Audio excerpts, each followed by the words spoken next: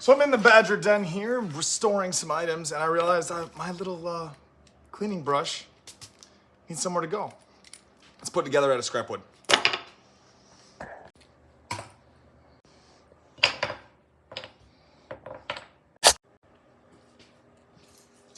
So essentially we're gonna take this little piece of wood here, like this, and this is a French cleat system. So take the sanded side. I already have these pre-cut just to kind of make it easy, but you put a 45-degree bevel on here.